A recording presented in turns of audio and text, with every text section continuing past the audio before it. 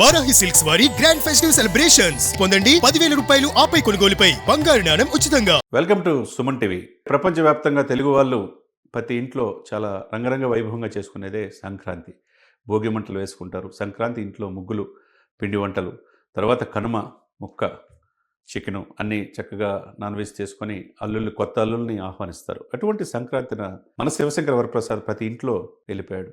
సంక్రాంతి మొనగాడుగా నిరూపించుకున్నాడు. మరి అవన్నిటికీ రుణం తెచ్చుకోవాల్సిన అవసరం ఉన్నదిగా, అభినందనలు తెలియజేయాల్సిన అవసరం ఉంది కదా. మరి ప్రెస్ మీట్ అయిపోయిన తర్వాత మొన్ననే వెంటనే చిత్ర నిర్మాణ బృందాన్ని ఇంటికి పిలిచి నైట్ డిన్నర్ ఏర్పాటు చేసి భోగి మంటలతో ఉత్సవాలు స్టార్ట్ చేశాడు తన ఇంట్లోనే చిరంజీవి గారు. కట్ చేస్తే సంక్రాంతి రోజు అంటే తెలుగుంటి ఎలా ఉంటారో పంచి కట్టుకునే సాంప్రదాయంగా అటు వెంకటేష్ గారిని ఆహ్వానించారు, ఇటు అనిల్ రావుపూడి గారు. చిరంజీవి గారి ఇంట్లోనే ప్రెస్ మీట్ జరిగింది. చక్కగా 33 నిమిషాల పాటు చాలా నవ్వుతా, ఎందుకంటే ఇంత గ్రాండ్ విక్టరీ ఇచ్చిన తెలుగు ప్రజలకి, ప్రపంచవ్యాప్తంగా ప్రజలకి అభినందన తెలియజేయడానికి మార్నింగే టిఫిన్ చేస్తారు. చిరంజీవి గారు అట్లేసి స్వయంగా అనిల్ రావుపూడికి, నిర్మాతలు సాహు గారపాటి గారికి, సుష్మిత గారికి ఇచ్చేశారు. వెంకటేష్ గారికి అయితే ఆప్యాయతగా ఆయన వడ్డించింది చూస్తే స్వీట్స్ పెట్టి దోశలు వేసి, చాలా సందర్భం ఈ సినిమా ఎందుకు వచ్చింది, ఈ సినిమాలో ముఖ్య విషయాలు ప్రజల్లో ఆకట్టుకోవటానికి ఏందనేది విపులంగా చెప్పడం జరిగింది. నిజంగా అనిల్ రావుపూడి గారికి తెలుగు ప్రేక్షకుల పల్స్ ఏంటో తెలుసు కాబట్టి చాలా రోజుల తర్వాత అందరూ కూడా హ్యాపీగా ఫీల్ అయ్యేటట్టుగా చిరంజీవి గారింట ఇది సందడి జరిగింది. వెంకీ, ఇటు మెగాస్టార్ గారు ఇద్దరు అల్లరే అల్లరి, వాళ్ళిద్దరు చేతులు పట్టుకొని ఆ సినిమాలో ఆహ్వాలు పండించారు. వాళ్ళు మొక్క కవలికలు కావచ్చు నెక్స్ట్ లెవెల్గా మనం చేశారనుకోవాలి.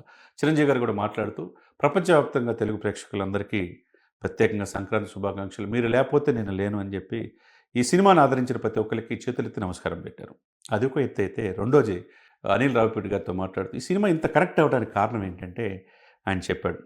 అంటే తన తల్లి పాత్రలు నటించిన ఆమె నయనతారతో కలిసినప్పుడు, అమ్మ ఏంటి పరిస్థితి అని చెప్పేసి అడుగుతారేమో మీ కుమారుడు గురించి అని చెప్పి అనుకుంటే అడగలేదంటే, అమ్మ లేదమ్మా, భార్యాభర్తల మధ్య థర్డ్ పర్సన్ ఎవరు రాకూడదు, ఇంక్లూడింగ్ నేనుతో సహా. అంటే ఆమె చూడండి, ఏదో పచ్చడి ఇచ్చి ఆమె ఆ ఇచ్చిన కాఫీ తీసుకుని తాగుతా, భార్యాభర్తలు ఎలా ఉండాలి, మీకు తోబుట్టిన తల్లిదండ్రుల పట్ల ఎలా ఉండాలో, ఆ రక్తం కాదు కదా బయట నుంచి వచ్చిన భర్త, ఆ విధంగా వేరియేషన్స్ ఉంటే ఏమవుతుంది, మీరు మీ వల్ల పిల్లలు ఎందుకు ఇబ్బంది పడాలి, ఒక్కసారి ఆలోచించుకోమని ఆమె అడిగితే కానీ చెప్పలా. అది బాగా కనెక్ట్ అయిందనేది చిరంజీవి గారు చెప్పారు. విడాకులు తీసుకుందాం అనుకున్న సమయంలో నా సందర్భంగా గుర్తొచ్చింది.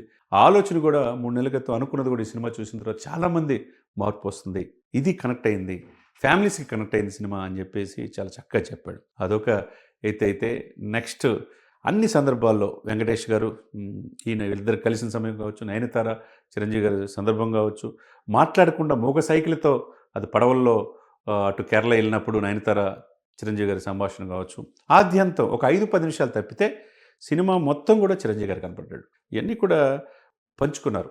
అంటే వీక్షకులకి ప్రసార మాధ్యమాల ద్వారా, టీవీల ద్వారా, ఛానల్స్ ద్వారా ప్రతి ఒక్కరికి సంక్రాంతిలో ఒక పండగ వాతావరణంలో వెంకటేష్ గారు వీళ్ళిద్దరే ఇష్టాగోష్ఠి విజయోత్సవాన్ని మన శివశంకర వరప్రసాద్ది నిన్న పంచుకోవటం ఆద్యంతం కనుల విందుగా ఉంది. ఏదైనా కానీ చిరంజీవి గారు బాస్ ఈజ్ బ్యాక్, 70 సంవత్సరాల వయస్సు, ఇండస్ట్రీ నాకు ఇంకొక 10 సంవత్సరాలు నాదే అన్నట్టుగా ఆయన వ్యవహార శైలి, ఆయన ఆహభావాలు, ఆయన నటన నెక్స్ట్ లెవెల్ ఉంది.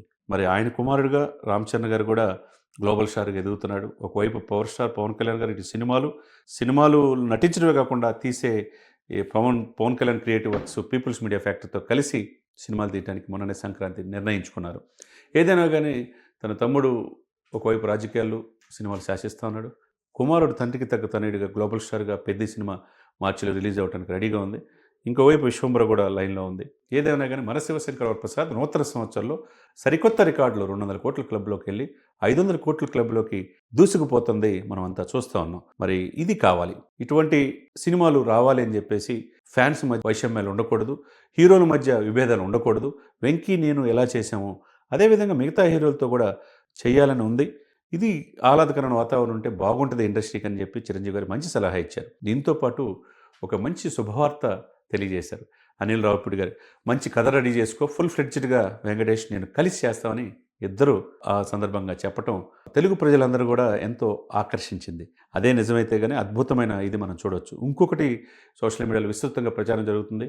అనిల్ రావుపూడి దర్శకత్వంలోనే నెక్స్ట్ సంక్రాంతికి ఒకవైపు రామ్ చరణ్ గారు గ్లోబల్ స్టార్, ఇంకోవైపు పవర్ స్టార్, ఇంకోవైపు చిరంజీవి గారు, ఈ ముగ్గురు కలిసి చేస్తే ఎట్లా ఉంటుంది అనేది కూడా చర్చ జరుగుతుంది. ఏదేమైనా కానీ సక్సెస్కి చిరునామాగా మారిన అనిల్ రావుపూడి ఎవరితో చేస్తాడో, ఎప్పుడు చేస్తాడో వేచి చూడాల్సిందే.